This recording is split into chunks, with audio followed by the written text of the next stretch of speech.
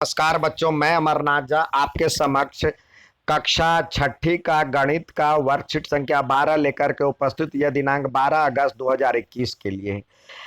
हम अपनी संख्याओं की जानकारी के क्रम में आ पहुंचे सन्निकटन के लिए। सन्निकटन यानी निकटतम मान। यहाँ पे देखिए सिचुएशन ये है, बाहुबली की माता जी पूछ रही है अपने बेटे से, आपके जन्मदिन की पार्टी पर कितने मेहमान आ रहे हैं। बाहुबली, मेरा अनुमान है कि लगभग 40 लोग मेरे जन्मदिन के समारोह में शामिल होंगे। तो लगभग तभी 40 के हिसाब से वो खाना बनाएंगे मम्मी उसकी, या 40 के हिसाब से ऑर्गेनाइज करेगी। अब बाहुबली जो है कह रहा है 40 का और बुला ले 400 को। तो क्या ये जो ऑर्गेनाइज कर रही है बर्थडे पार्टी, जो आयोजन कर रही है मम्मी उसकी, तो वो तो गुस्सा करेगी ही करेगी, जो कि तू तो बताया था 40 का और पहुंच गए 400। कई बार आपने देखा होगा, जो मार्केट जब जाते हैं पापा या मम्मी तो लिस्ट बना लेते थे, जो कि बताओ क्या क्या लेना है, फला फला फला फला, कि तो उसके हिसाब से अपने जेब में उस हिसाब से पैसे लेके चलते हैं। आजकल तो कार्ड का जमाना है, लेकिन फिर भी अनुमान उतनी ही होनी चाहिए, जो कि जेब में जितने आप पैसे लेके चल रहे हैं उसी के हिसाब से आप लिस्ट के हिसाब से ही सामान लेंगे। और कई बार होता क्या है, जो कि थोड़ा बहुत छूट जाता है, तो कहते हैं, आपने देखा हो जगह मम्मी कहती है या पापा कहते हैं, जो कि भैया इसको थोड़ा सा कम कर दो, हमारे पास कम पैसे हैं। तो उससे उस तरह से थोड़ा बहुत कम ऊपर नीचे हो सकता है। ऐसा नहीं होता है जो कि आप गए 5,000 का सामान लेने के लिए और जेब में 1,000 लेके गए, तो थोड़ा बहुत ही सामान आएगा और जाना आना भी बेकार हो गया। तो वहां पे ही सन्निकटन के लिए सन्निकटन का मान सीखना जरूरी है। यानी सन्निकटन जो है अनुमान लगाना, वहां पे आपने यदि सीखा है तो उस हिसाब से आप उसको सही से ऑर्गेनाइज कर सकते हैं। अब आकलन क्या है? आकलन है वास्तविक संख्या का उचित अंदाज लगाना या अनुमान लगाना या निकटतम संख्या या आकलन। अब देखिए, जो संख्यांक होता है उसको ध्यान से देखिए। मतलब जितनी गणित की सारी संख्याएं सिर्फ 10 अंक पे निर्धारित 10 चिन्ह हैं। जैसे इंग्लिश में अल्फाबेट है 26, हिंदी में 52 है, इसी तरह गणित में सिर्फ 10 है।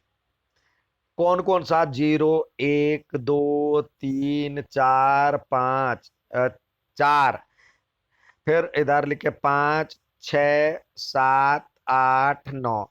यही संख्यांक है। इसी अंक पर आधारित पूरे गणित है, और कोई बाहर से कोई जीव नहीं आता, कोई चिन्ह नहीं आता। यही संख्यांक है, यही अंक है जिससे हम पूरे के पूरे गणित का यूज करते हैं। अब देखिए, आपको निकटतम के लिए कहता है निकटतम दहाई का आकलन। तो निकटतम दहाई के लिए हम देखेंगे, पहले होता है इकाई। जैसे 2, 4, 3 है, तो ये हो गया इकाई, इसको कहते हैं इकाई। दहाई और सैकड़ा। तो निकटतम दहाई, दहाई में एक जीरो होता है, तो इसके बदले, इकाई के बदले जीरो लगाना है। अब देखेंगे, यदि इकाई के स्थान पर यदि 0, 1, 2, 3, 4 हो तो उसको छोड़ देना है और वैसे का वैसे ही लिख देना है। ये हो गया निकटतम दहाई। निकटतम दहाई के लिए इकाई का अंक देखेंगे, यदि 1, 2, 0, 1, 2, 3, 4 हो तो छोड़ देंगे और वैसे का वैसे ही लिखेंगे। लेकिन यदि निकटतम, यदि ये रहता 2, 5, 9, यानी इकाई का अंक 5 या 5 से अधिक हो, दहाई निकटतम दहाई के लिए 10 बनाना है, 10 का नोट बनाना है, तो यानी इसको 0 बनाना है। अब ये देखेंगे, ये 5 या 5 से अधिक है, तो हम इसमें +1 कर देंगे, तो ये हो जाएगा 25 1 26। तो निकटतम दहाई ये हो गया। या क्या समझे, यदि इकाई का अंक निकटतम दहाई के लिए इकाई का अंक 0 1 2 3 4 हो, 0 होगा तब तो पूरे के पूरे ही हो गया, दहाई ही है। यदि 1 2 3 4 हो तो हम उसको छोड़ देंगे और उसके बदले 0 लिखेंगे और बाकी वैसे ही उतार देंगे। लेकिन यदि 5 या 5 से अधिक हो, 5 6 7 8 9, तो उसको तो 0 लिखेंगे ही और साथ में पीछे वाले अंक में 1 जोड़ देंगे। देखिए, संख्यांक निकटतम दहाई के लिए 1 2 3 4 संख्या 0 के निकट है, इसलिए संख्या के निकटतम दहाई में आकलन निम्न दहाई से होगा। जैसे 12 है, तो देखिए, दहाई के लिए 10 बनाना है तो हम इकाई का अंक देखेंगे। इकाई का अंक क्या है, यहाँ पे 2 है। 2 है तो 5 5 से कम है, या 0 1 मतलब 1 2 3 4 है, तो इसके बदले 0 आ गया और पीछे वाले अंक का यही है। 34 है तो ये 10 इकाई का अंक देखेंगे, निकटतम दहाई के लिए इकाई का अंक देखेंगे। 4 है तो 4 के लिए 0 आ गया और 3 का 3 लिख गया। लेकिन वहीं पे 5 6 7 8 9 हो, तो निकटतम 10 के लिए हम क्या करेंगे, पीछे वाले यानी दहाई वाले अंक में 1 जोड़ देंगे। अब जैसे 6, 6 के बदले तो 0 आ गया, लेकिन 5 से अधिक है तो पीछे में 1 जोड़ देते हैं, तो ये हो गया 1 1 2। इसी तरह यहाँ पे 7 है, इकाई के दहाई के लिए हम इकाई का अंक देखेंगे, तो ये यहाँ पे तो 0 आ गया और 7 में 1 जोड़ देंगे तो 8 आ गया। ठीक है। इसी प्रकार निकटतम सैकड़ा, सैकड़ा के लिए हम सैकड़ा से पहले, सैकड़ा में कितने 0 होते हैं, डबल 0 होते हैं, तो सैकड़ा के बाद वाला जो अंक होता है इधर दहाई का अंक होता है, सैकड़ा से पहले तो दहाई का अंक देखेंगे। वही कंडीशन हम दहाई में देखेंगे, जो 1 2 3 4 हो तो डबल 0 लगाएंगे। जैसे 301 से 349 संख्या 300 के निकट है, इसलिए संख्या निकटतम संख्या 300 होगा। यानी आप देखें, निकटतम हम सैकड़ा के लिए दहाई का अंक देखेंगे, दहाई के स्थान पे क्या है। अब ये देखिए, दहाई के स्थान पे निकट सैकड़ा बनाना है तो डबल 0 तो बनाना ही है, 100 के नोट में बनाना है। ये 600 या 700 के बीच होगा, 600 और 700 के बीच होगा, तो हम देखेंगे दहाई का अंक देखेंगे, दहाई का अंक 4 है, यानी 5 से कम है, तो हम उसको 0 0 कर देंगे, बस हो गया। यहाँ भी 738 है तो निकट डबल डबल 0 तो बना ही देंगे। निकटतम दहाई देखिए 3 है, तो 3 1 2 3 4 है, तो हम पीछे एज इट इज लिख देंगे, वही चीज उतार देंगे। और यहाँ यदि निकटतम दहाई बनाना है, निकटतम सैकड़ा बनाना है, 100 का नोट बनाना है, तो हम दहाई का अंक देखेंगे। अब जैसे 350 से 399 तक 400 के निकट है, क्योंकि 49 यानी ये देखिए 5 आ गया, तो 5 से लेके 9 तक जो है वो अगले में जुड़ जाता है, डबल 0 तो लिखेंगे ही और पीछे वाले में 1 जुड़ जाएगा, 3 1 4 हो जाएगा। इसी तरह अब देखिए 4, ये डबल 0 तो लिखेंगे ही लिखेंगे, और ये 8 है, तो 5 से अधिक है तो हम +1 कर देते हैं, तो 800 हो गया। यहां देखिए डबल 0 तो लिखेंगे ही लिखेंगे, और ये 5 है तो हम पीछे 1 जोड़ देंगे, तो 9 1 10 हो गया।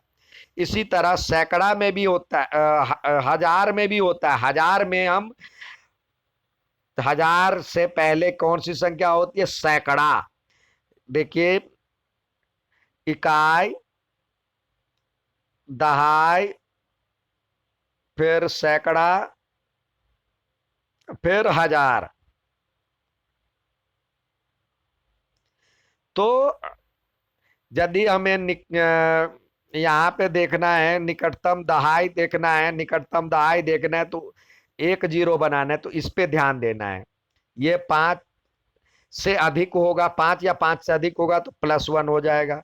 निकटतम सैकड़ा देखना है तो इस पे देखेंगे, दहाई पे। यदि 5 या 5 से अधिक होगा तो +1 कर देंगे इसमें, और नहीं होगा तो वैसे ही छोड़ देंगे, जीरो जीरो उतार के। हजार के लिए हम इसमें देखेंगे वही चीज। तो अब देखिए यहाँ पे 4000 से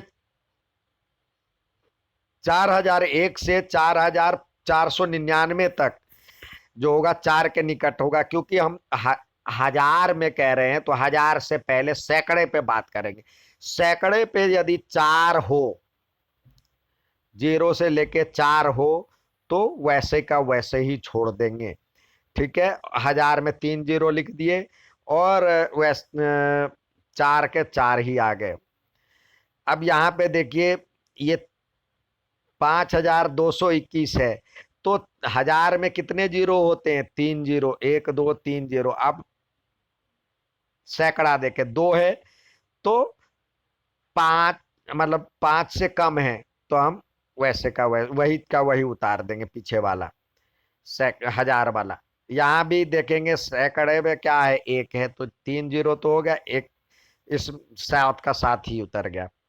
लेकिन जब यहाँ पे 4500 से लेके 4999 तक, यानी 5 से लेके 9 तक हो, तो हम 3 जीरो तो लिखेंगे ही लिखेंगे, +1 कर देंगे तो 4 1 5 हो जाएगा।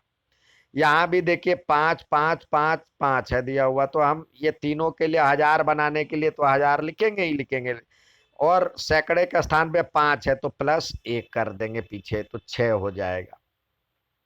यहाँ भी 3 जीरो तो बनाना ही बनाना है, लेकिन सैकड़े के स्थान पे 6 है तो यहाँ पे 1 प्लस कर देंगे तो 9000 हो गया।